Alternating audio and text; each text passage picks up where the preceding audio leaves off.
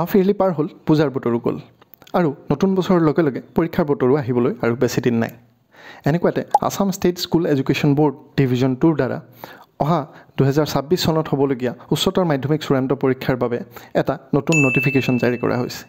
এই notification release কৰা হৈছে যোৱা 13 অক্টোবৰ তাৰিখে। ইয়াত কোৱা হৈছে যে হ'ব লগা higher secondary final examination conduct কৰা হ'ব ফেব্ৰুৱাৰী আৰু মাৰ্চ মাহত। ইয়াৰ ফৰ্ম ফিল আপৰ ডেট আৰম্ভ হ'ব 22 অক্টোবৰ 2025 পৰা আৰু ই চলি থাকিব 25 নৱেম্বৰ 2025লৈকে।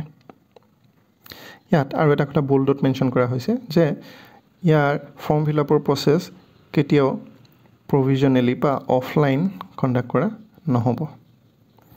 ঠিক আছে, অৰ্থাৎ ফৰ্ম ফিল আপৰ প্ৰচেছটো সম্পূৰ্ণৰূপে অনলাইন কৰা হৈছে।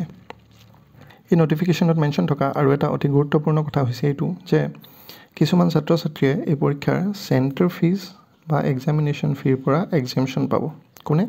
যিসকল ছাত্ৰ ছাত্ৰী গভৰ্ণমেণ্ট প্ৰভিন্সিয়েলাইজড বা ৰিকগনাইজ ভেঞ্চাৰ স্কুলছ আৰু কলেজৰ পৰা এই পৰীক্ষাত অৱতীৰ্ণ হ'বলৈ গৈছে আৰু যিসকলৰ পেৰেণ্টেল ইনকাম অৰ্থাৎ তেওঁলোকৰ পেৰেণ্টছৰ বছৰি ইনকাম 2 লাখতকৈ কম হ'ব। ইয়াৰ পিছত আহোঁ ছেকেণ্ড পেজলৈ। এই পেজত আমাক ইয়াৰ পৰীক্ষাৰ এক্সামিনেশ্যন ফিজবিলাকৰ কথা কোৱা হৈছে। এক্সামিনেশ্যন ফিজ হৈছে 900 টকা প্ৰতিগৰাকী এক্সামিনৰ বাবে, চেণ্টাৰ ফিজ হৈছে 350 টকা প্ৰতিগৰাকী এক্সামিনৰ বাবে আৰু প্ৰেক্টিকেল এক্সামিনেশ্যন ফিজ হৈছে 100 টকা যদি কাৰোবাৰ প্ৰেক্টিকেল এক্সামিনেশ্যন আছে, 100 rupees per subject। তাৰোপৰিও institutional private compartmental willing to appear in all subjects, reappearance or betterment certain subjects এইবিলাক কেটেগৰীত যিসকল ছাত্ৰ ছাত্ৰীয়ে পৰীক্ষাত এপিয়াৰ হ'বলৈ যাব তেওঁলোকৰ বাবে ফিজবিলাকৰ ডিটেইল ইয়াতে দিয়া আছে।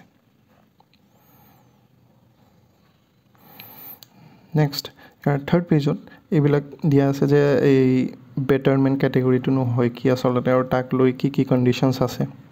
তাৰপাছত ইন চাৰ্টেইন ছাবজেক্টছ এই কেটেগৰীটোনো কি হয় তাক লৈ ডিটেইলবিলাক দিয়া আছে। কম্পাৰ্টমেণ্টেল কেটেগৰীটো কি হয়, ৰিপিটৰ কেটেগৰীটো কি হয়, এইবিলাকৰ ডিটেইলবিলাক যদি আপোনালোকক লাগে তেতিয়াহ'লে আপোনালোকে এই নটিফিকেশ্যনখন ডিটেইলত পঢ়ি ল'ব পাৰিব। এই নটিফিকেশ্যনখনৰ লিংকটো আমি আমাৰ ভিডিঅ'ৰ ডেছক্ৰিপশ্যনতো উল্লেখ কৰি দিম আৰু আপোনালোকে ইচ্ছা কৰিলে এই ভিডিঅ'টো পজ কৰিও এই ডিটেইলবিলাক পঢ়ি ল'ব পাৰে।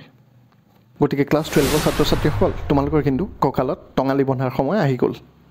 সেইকাৰণে এতিয়াৰ পৰাই তোমালোকে পৰীক্ষাৰ জোৰদাৰ প্ৰিপেৰেশ্যন আৰম্ভ কৰি দিয়া আৰু এই পৰীক্ষাৰ লগত জড়িত যিকোনো ধৰণৰ আপডেটছ সময়মতে পাই থাকিবলৈ চাই থাকিবা অগ্নি এডুকেয়াৰ।